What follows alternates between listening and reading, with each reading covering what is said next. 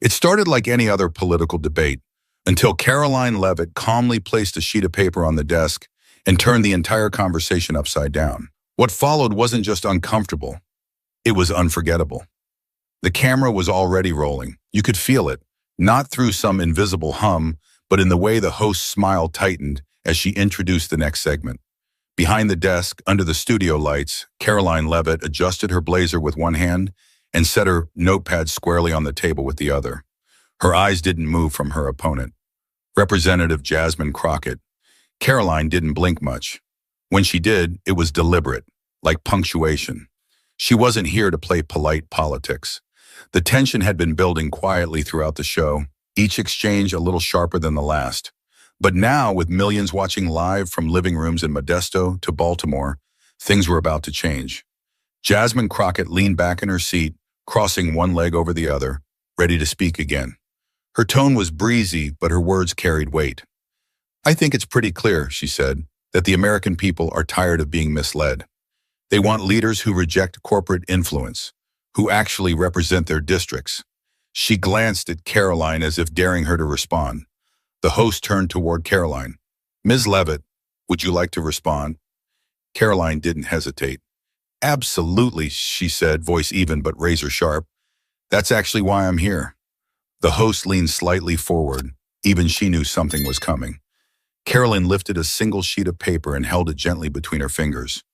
"You've said multiple times, Congresswoman Crockett, that you don't accept money from corporate PACs, but according to public records, and I brought them, by the way, you've taken over $370,000 in PAC contributions." Jasmine shifted slightly. Her expression didn't crack, but her fingers gripped the armrest a little tighter. "Some of these funds came from organizations with deep ties to big pharma, tech lobbies, and major defense contractors," Karoline continued.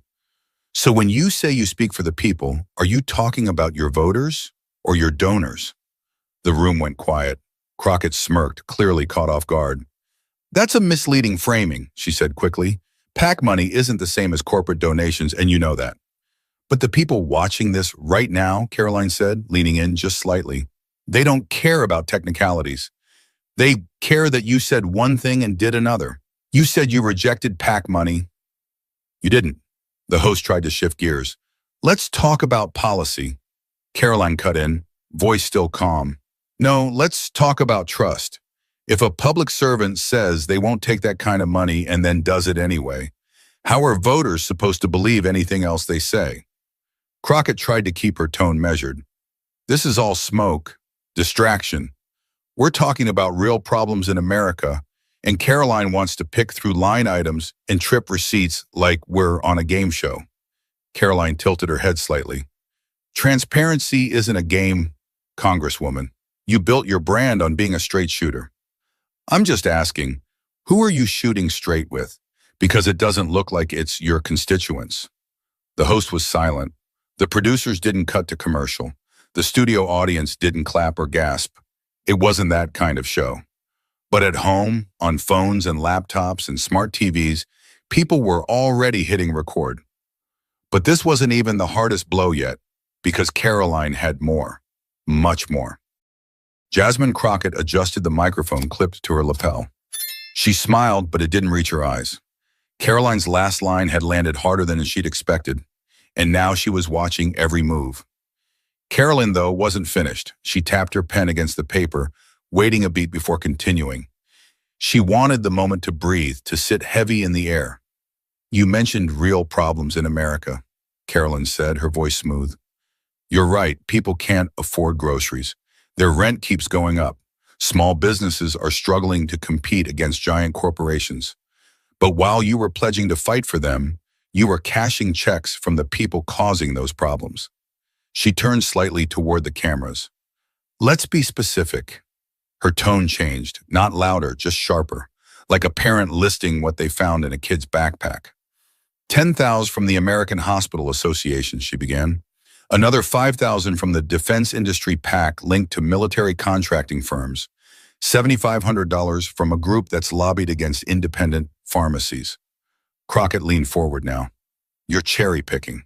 That's how the system works. Everyone, Republican or Democrat, gets PAC support. It doesn't mean you're owned by them. Karoline raised an eyebrow. It means you're not who you say you are. A pause. That's what this is about. Not just the money, it's the mismatch between the image you've sold and the reality you live in. Crockett gave a short laugh, but there was no humor in it. This is rich coming from a Trump loyalist. Karoline didn't flinch. I've never pretended to be something I'm not. You, on the other hand, have made a career out of being anti-establishment while swimming in establishment money. You want to talk about hypocrisy? Let's talk. The host leaned in now, eyes wide, glancing toward the production booth. The floor manager made a subtle gesture, stretched the segment. Viewers were clearly glued. Karoline glanced down at her notepad. I don't blame voters for believing you. You're charismatic. You speak with conviction.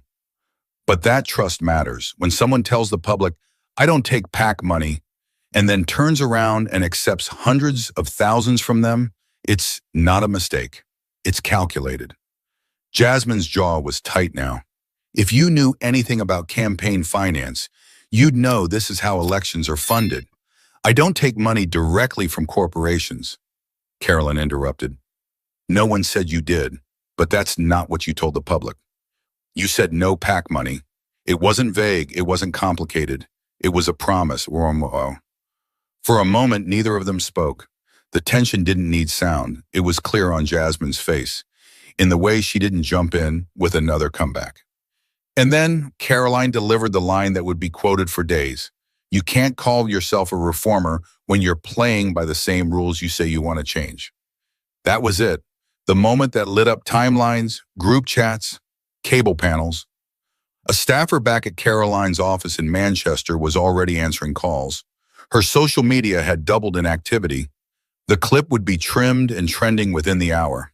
Jasmine Crockett leaned back slowly. Her smile had vanished. She was calculating now what to say, how to redirect. But the air had shifted. But Karoline hadn't even touched on the Qatar trip yet, and that one had teeth. Karoline could tell the room was watching Jasmine differently now. The confident posturing was still there, but the foundation had cracked. And that's when Karoline leaned back just slightly and gave a half smile. Not smug, just prepared. There's one more thing I've been meaning to ask you, she said almost casually, flipping a page on her notepad. Do you remember your trip to Qatar? Jasmine's expression didn't move right away. She blinked once, maybe twice. Yeah, I do, she said. It was part of a congressional delegation.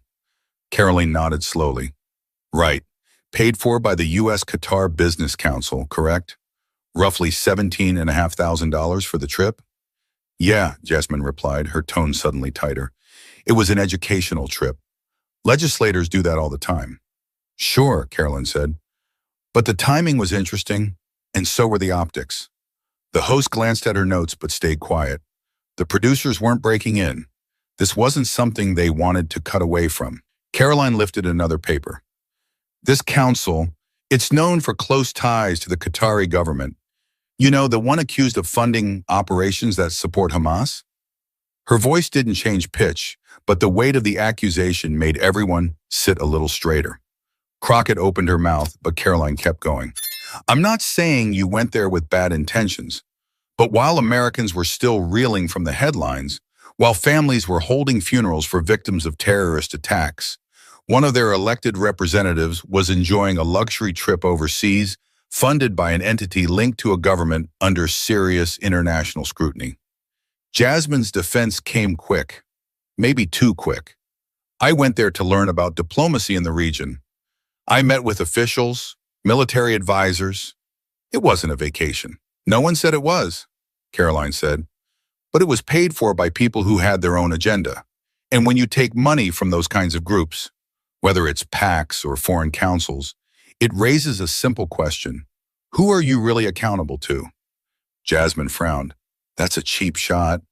It's not, Karoline replied, locking eyes. It's a real question. Because it's hard to claim moral authority when you're flying business class on a trip sponsored by people trying to influence U.S. policy. For the first time, Crockett seemed to falter. Her words slowed. I didn't know about all that when I went. That's fair, Karoline said. But you do now, so have you returned the money? Silence. The question just hung there. Not shouted, not dramatic, just planted like a nail in the table between them. Jasmine's lips parted, then closed again. She glanced at the host, at the camera, then back at Karoline. "I haven't," she finally said. Karoline nodded once, like a teacher confirming the final piece of a lesson. "So you're asking people to believe you're different, that you don't play the same political games, but you're literally taking the same flights, funded by the same players, to the same places." Jasmine leaned forward again, this time not to argue but to contain the damage. "I stand by my record. I fight for working people. I take meetings across the world to strengthen our policy." Karoline interrupted again, quiet and calm. "You're not wrong for wanting to learn. You're wrong for pretending you're not benefiting from the very system you criticize. You took the trip, accepted the funds, and never mentioned the sponsors to your constituents. That's not transparency, though. That's omission." The air thickened with silence. The host finally looked toward the production booth, but the signal came back clear. "Let it ride." Karoline gently closed her folder.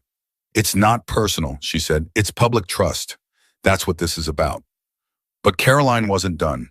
There was one more moment, the one that would send shockwaves beyond politics. Karoline didn't speak right away. The room was already charged, but this time it wasn't just about campaign finance or overseas trips. It was about character, public decency, the kind of moment that leaves a permanent mark, especially when it's caught on camera. She looked at Jasmine with a strange softness, almost like she didn't want to say what came next, but she did. "There's something else I want to ask you, Congresswoman," Karoline said, "and I want you to really think before you answer." Jasmine's eyes narrowed slightly. She was on edge now. "You called Governor Greg Abbott Governor Hot Wheels on social media. Do you remember that?" Jasmine didn't flinch. "Yes, I said it," she answered bluntly. "You said it," Karoline repeated, nodding slowly. "And it wasn't a slip. It was a fully composed, edited post, mocking a man in a wheelchair because you disagreed with his policies." Jasmine held up a hand. "That comment was made out of frustration during a heated moment. I've been attacked constantly online. I was venting." Karoline didn't raise her voice. "A lot of us are under pressure, but that's not an excuse to target someone's disability." Jasmine shifted again. "Greg Abbott has made policies that harm people. If he wants to play tough, he should expect pushback." Karoline stayed still. "Pushback is fine, but mocking someone's disability? That crosses a line." There was a flicker in Jasmine's expression, something in between defiance and discomfort. "People joke all the time on Twitter," she said. "It's a platform built on sarcasm. You've been sarcastic too." Karoline leaned forward, just enough to close the space. "There's a difference between sarcasm and cruelty. When a public figure insults someone's appearance, gender, or health condition, especially a physical disability, it stops being a joke. It becomes a reflection of who they are." Jasmine didn't answer right away. She sat back in her chair, jaw set, but eyes flickering toward the floor. Karoline's tone softened slightly. "Millions of Americans use wheelchairs. They live with challenges most of us don't understand. They're veterans, mothers, kids, and when someone in Congress turns them into a punchline, they feel smaller. It tells them they're worth less." The studio had never been this quiet. Even the crew behind the cameras had stopped shifting. Jasmine sighed. "Look, I don't hate people with disabilities. I have people in my own family who—" Karoline interrupted again gently. "It's not about hate. It's about responsibility. You represent people. All people. That comes with weight. Words don't just echo. They land." A pause, just to air between them. "Have you apologized to Governor Abbott?" Karoline asked. Jasmine shook her head. "No, would you?" "I'd consider it," she said, "but I'm not going to be bullied into some fake moment for television." Karoline didn't push. She just nodded once. "You don't owe me anything," she said, "but the people watching, they're listening. They're deciding what kind of behavior they're willing to accept from leaders." Jasmine tried to pivot. "Let's not pretend Republicans haven't said worse." Karoline didn't blink. "Some have, and I've condemned Them too. This isn't about party. This is about human decency. The host leaned forward again. We're running short on time. Any final thoughts before we close? Karoline looked directly into the camera.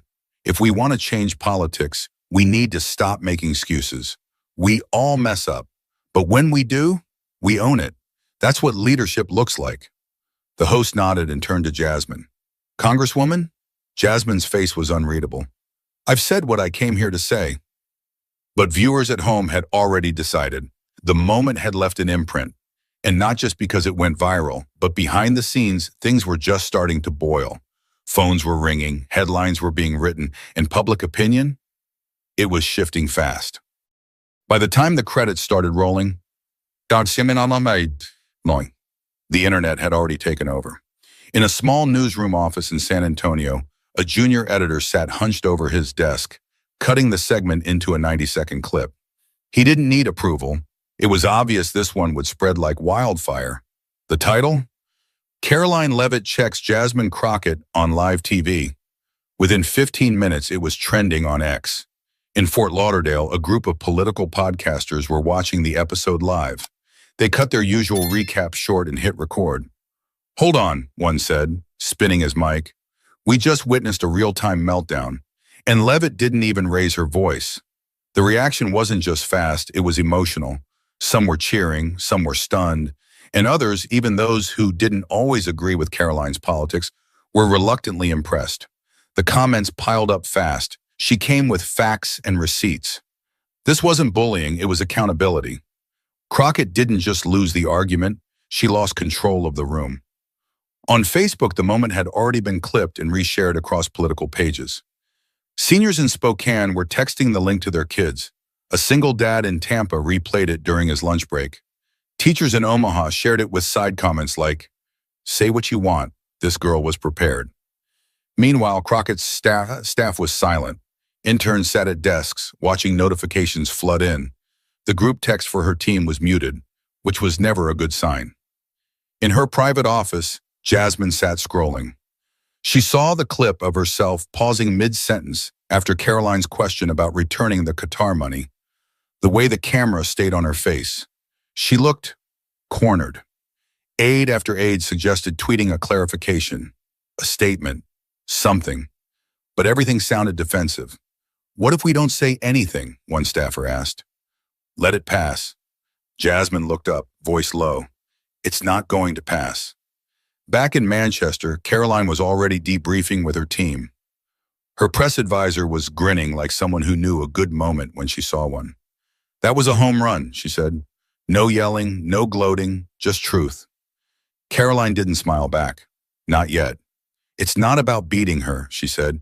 It's about making sure people see through the act. And they did. On YouTube, independent commentators started weighing in. A moderate commentator out of Tucson said what many were thinking. Look, I don't care what side you're on. Karoline showed up. She brought facts. She stayed calm. That's leadership. But not everyone was celebrating. Some viewers defended Jasmine. She's passionate. She's fighting the system, one post read. They're just ganging up on her. Others called the exchange unfair. This was an ambush, a political blogger from the Bay Area wrote. It was clearly staged to make her look bad. Still, the numbers didn't lie. Karoline's follower count surged. Her email list tripled overnight. She was invited to 3 major podcasts and a late-night news panel. Even hosts who didn't typically welcome her politics were intrigued. Meanwhile, Jasmine's team finally released a tweet, short, vague, and already too late. It read, "Passion can sometimes come out strong, but I'll never apologize for standing up to performative politics." It didn't land. In fact, the replies were merciless. This wasn't passion. It was a train wreck. Standing up?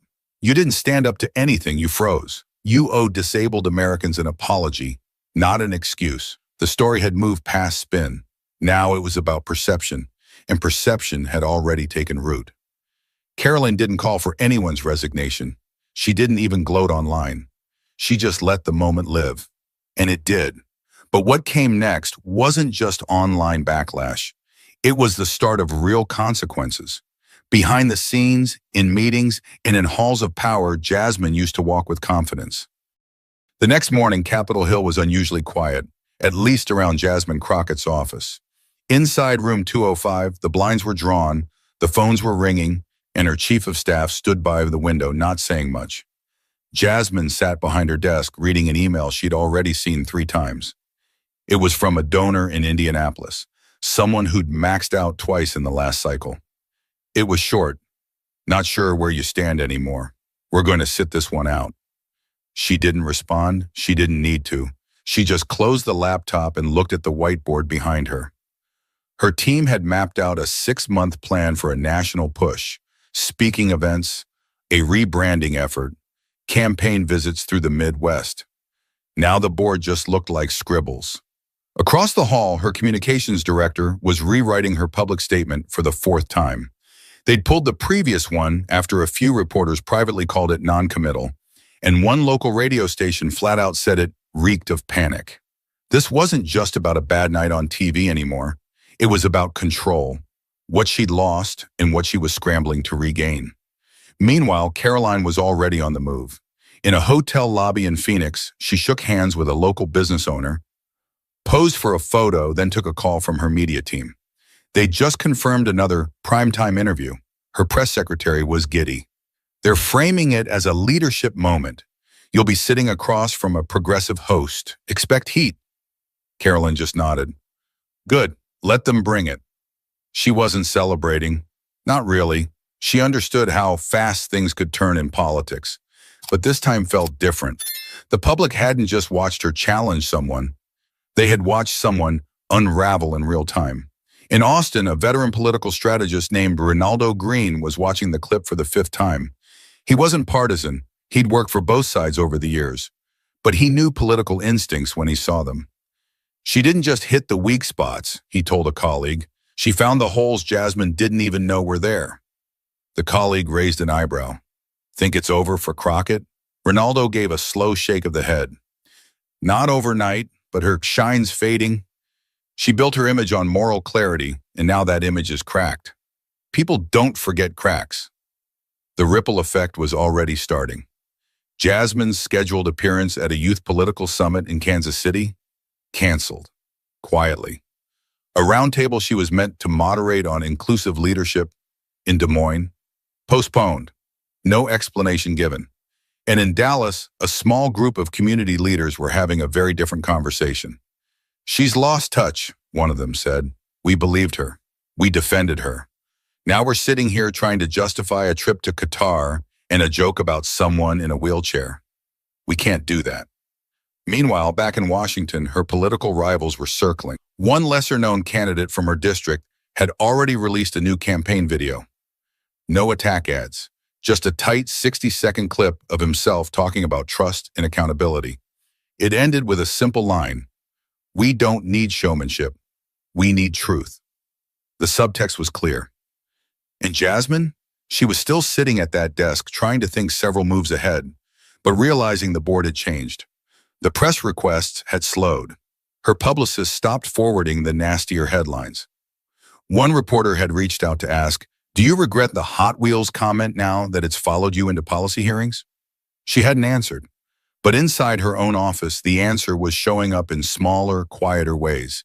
Hesitant staffers, quieter hallways, donors going cold, supporters hesitating before speaking her name. Karoline didn't need to press the attack anymore. She'd already done what most political operatives spend years trying to do. She hadn't just won the argument, she had changed the narrative. But before we close, there's a bigger question worth asking, one that goes beyond Jasmine and Karoline. The headlines eventually moved on. That's how the media works. Fast in, fast out. But something about that debate stayed with people. Not because it was flashy, not because someone shouted, but because it peeled something open that folks had been feeling for a while and didn't quite know how to name. Trust. That's what it came down to. Across the country in places like Flagstaff, Mobile, and Springfield, people gathered around dinner tables in barbershops or over coffee in small diners, talking about what they'd seen on that show. Not necessarily about Karoline Leavitt or Jasmine Crockett by name, but about what the moment revealed. One man, a mechanic in Toledo, said it best to a local reporter. I don't care if you're a Democrat or a Republican. Just tell the truth. Don't stand in front of a camera saying you're one thing and then turn around and do the exact opposite. We're not dumb. That moment where Karoline sat across from Jasmine and calmly laid out fact after fact didn't just resonate because it was a political win. It hit because it felt real, unfiltered, like watching someone finally call out a kind of polished dishonesty that had become too normal in public life. Karoline never claimed to be perfect. She wasn't trying to impress anyone with slogans or performance. She just did the one thing that people rarely expect anymore. She showed up prepared, told the truth, and stood her ground. And Jasmine, she didn't just lose control of the room, she lost the benefit of the doubt. Because in politics, especially these days, when the mask slips even once, people remember. But maybe this moment was never really about Jasmine. Maybe it was about a bigger shift happening across the country, a quiet demand for something different, for accountability that doesn't need theatrics, for leaders who know that trust is earned slowly and lost instantly. There was a time when politicians could count on a distracted public. Not anymore, FOMO. People watch, they fact-check, they rewind the clips, and when something doesn't sit right, they don't forget. Karoline's story isn't just about a viral debate. It's about what happens when someone challenges the comfort of fake narratives, without yelling, without spinning, and without walking on eggshells. Maybe that's the lesson here. That real strength doesn't need a spotlight. It shows up, speaks plainly, and doesn't flinch when the camera rolls. As for Jasmine, only time will tell if she recovers. Voters are forgiving, but only if they believe the apology is real. And to this day, she still hasn't said the words people needed to hear. What this moment reminds us is simple, but powerful. Character counts. Words matter. And in a world full of noise, people are craving clarity more than ever. So if you're watching this and wondering what to take away, ask yourself this. When you speak, when you lead, when you show up, will people believe you? Or will they remember the silence that followed your contradiction? And if this story made you stop and think, even for a second, consider subscribing to the channel. We break things down the way they actually happen, and we don't sugarcoat what matters. Because truth, no matter who it makes uncomfortable, always deserves a seat at the table.